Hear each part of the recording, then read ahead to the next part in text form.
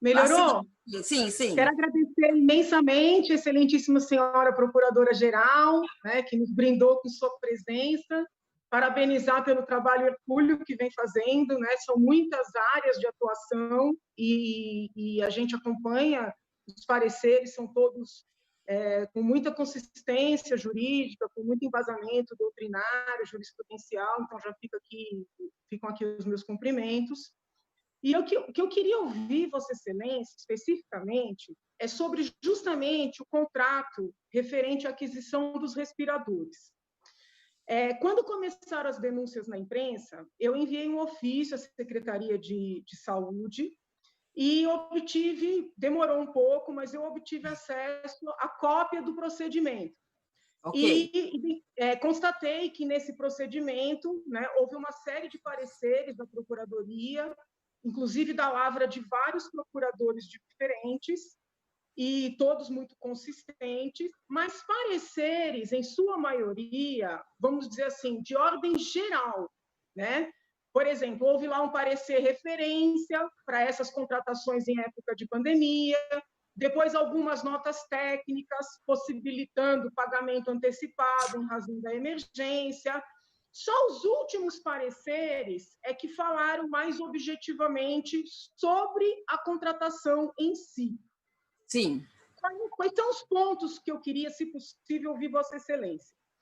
A minha leitura dos autos, posso estar equivocada, ela chega na conclusão de que a maneira que essa contratação ocorreu não respeitou sequer as linhas mestras indicadas nos vários pareceres. Porque, quando nós analisamos os pareceres dos vários procuradores que funcionaram nos autos, existem linhas mestras, né? Vamos dizer assim, ao mesmo tempo que a Procuradoria afastou uma série de exigências do período de normalidade, ela apontou linhas mestras.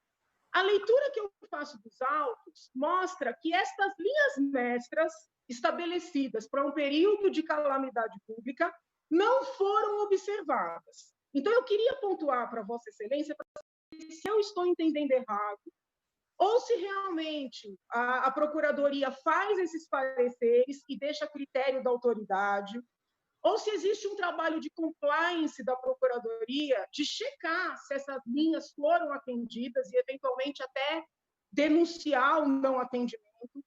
E eu vou expor aqui os pontos que mais me chamaram a atenção. Tá, vamos lá, estou anotando. Existe nos pareceres, né, foi delineado que era necessário, à luz da legislação federal, que os contratos, os documentos, as informações referentes às contratações emergenciais fossem disponibilizadas, fossem tornadas públicas. Isso está presente em vários momentos nos pareceres. Ocorre que os contratos referentes aos respiradores, e aí eu falo contratos de forma geral, não só do ponto de vista do instrumento de contrato, eles não foram disponibilizados. Nós não conseguimos acessar publicamente as propostas que foram feitas pelas várias empresas. Em nenhum momento fica claro como a pasta chegou a essas empresas que depois, teoricamente, fizeram propostas por meio de e-mails muito informais.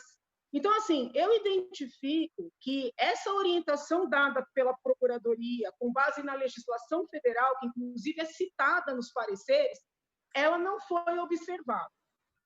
Um outro ponto que a Procuradoria traz nos seus pareceres é que contratações acima de 10 milhões, e aí a Procuradoria até cita o decreto, precisam passar pelo crivo pessoal do secretário da pasta.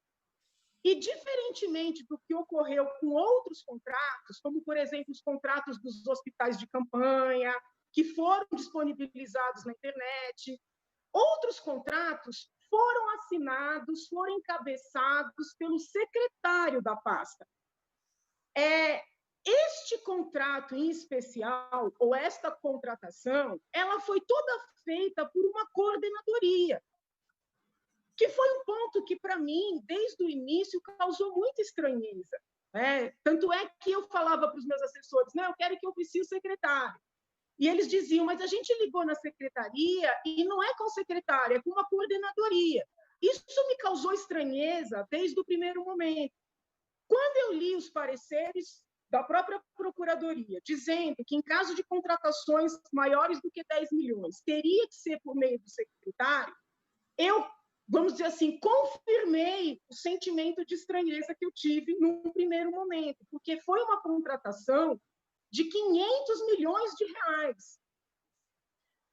Outro ponto que eu acho muito complicado, né, numa contratação desse tamanho, no momento em que a lei de responsabilidade fiscal está afastada, é fazer um pagamento antecipado, muito embora eu tenha visto que há uma nota técnica, sem um contrato firmado, porque houve lá o invoice, né, o documento de pagamento, inclusive antecipado, mas não houve um contrato, doutora, nem colocando garantias. Toda essa formalização, vamos dizer assim, ela foi feita a posteriori. Mesmo a multa que o governador o tempo inteiro fala nas coletivas, ela foi estabelecida a posteriori. E os pareceres dos vários procuradores que funcionaram nos autos, eles exigem que, assim, eles colocaram como requisito para o pagamento antecipado o estabelecimento de garantias. Então, para mim, essa contratação foi toda feita, inclusive, contra os próprios pareceres.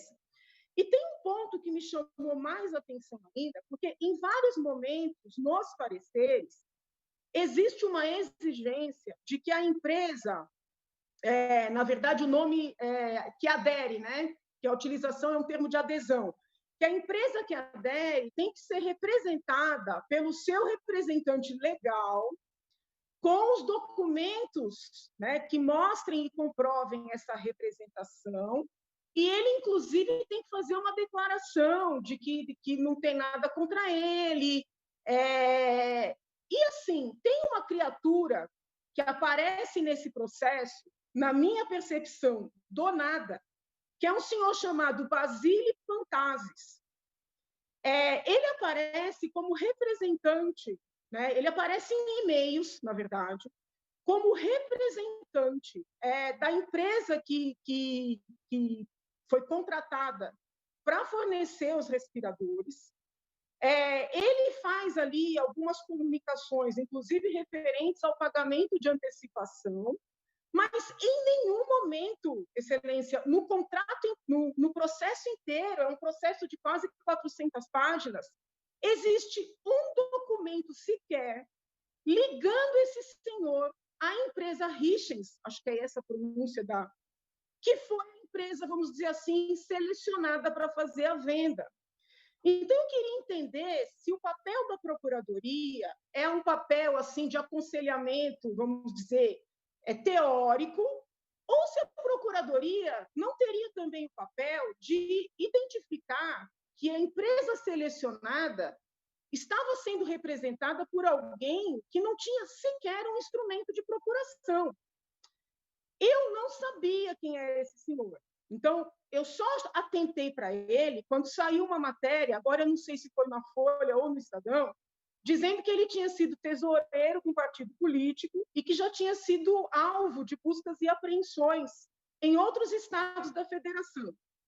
Aí eu fui buscar essas notícias das buscas. Ele tem uma empresa de informática, né? Ele não tem nenhuma ligação com a área de saúde. Então, assim, é um contrato feito por uma coordenadoria onde a empresa selecionada é representada por um cidadão que, antes da contratação, com uma mera busca no Google, a gente identifica que tinha sido alvo de busca e apreensão. Então, eu queria entender se a Procuradoria não precisaria ver, né, essa situação, na medida em que os próprios pareceres exigem um documento formal de representação. E aí, uma outra coisa que também, quando eu olhei a documentação a primeira vez, eu tomei o cuidado de pedir para uma assessora ler também, para a gente não ficar com nenhum vício, vamos dizer assim, de ordem política. Na primeira vez, eu não tinha atentado para um detalhe que depois eu atentei quando saiu na imprensa.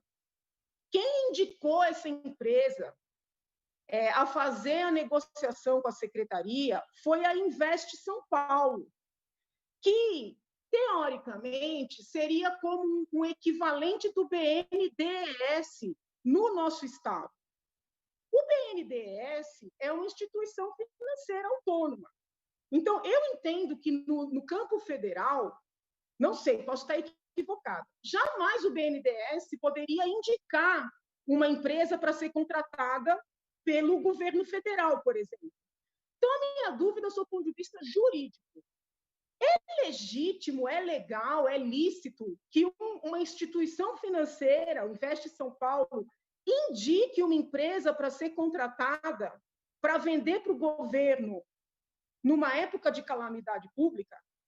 Porque, assim, eu trago para Vossa Excelência essas indagações, porque, assim, esse contrato está me causando uma agonia muito grande como cidadã, né?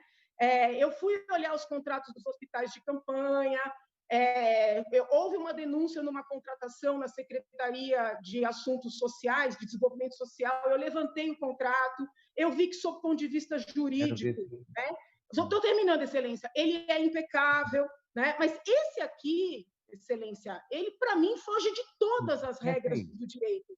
Por isso que, se possível, eu gostaria de ouvi-la. Obrigada, senhor presidente. Peço desculpas.